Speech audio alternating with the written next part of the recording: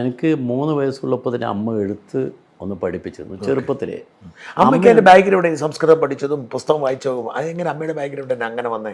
അങ്ങനെ വന്ന അമ്മ അങ്ങനെയായിരുന്നു. ഓ അമ്മ പിന്നെ പന്നിയൻ തറവാടെന്ന് പറഞ്ഞാൽ ഈ പന്നിയൻ എന്ന് പറയുന്ന ആളുകൾക്ക് അറിയില്ല. ഇല്ല. പന്നിയൻ തറവാടാ.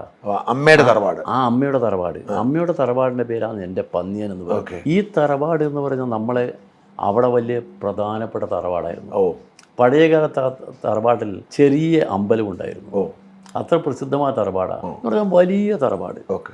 ആ തറവാടിൻ്റെ ഭാഗമായിരുന്നു. പക്ഷെ സാമ്പത്തികമായിട്ട് പിന്നെ എങ്ങനെ ബുദ്ധിമുട്ട്? സാമ്പത്തികമായി ബുദ്ധിമുട്ടെന്ന് പറഞ്ഞാൽ ഈ തറവാട്ടിൽ ഒരുപാട് ആളുകളില്ലേ. ഓക്കെ. അപ്പോൾ ആ കൂട്ടത്തിൽ അമ്മ ഇഷ്ടപ്പെട്ടിട്ട് ഇഷ്ടപ്പെട്ടു ഈ ഭാഗത്തേക്ക് വന്നു. ഓക്കെ. അപ്പം അങ്ങനെ ഉണ്ടായൊരു മാറ്റം. അച്ഛന് വലിയ സാമ്പത്തിക ശേഷി ഇല്ല, ഉണ്ടായില്ല. അത്രയും സാമ്പത്തിക ശേഷി ഉണ്ടായിരുന്നില്ല. അപ്പം അങ്ങനെയാണ് അച്ഛൻ മരിച്ചപ്പോൾ പിന്നെ സ്ഥിതി അതായല്ലോ. മനസ്സിലായി. പിന്നെ അമ്മയുടെ ദയനീയാവസ്ഥ എന്നെ വല്ലാതെ ഫീൽ ചെയ്യും. ഞാൻ ചെറുപ്പത്തിൽ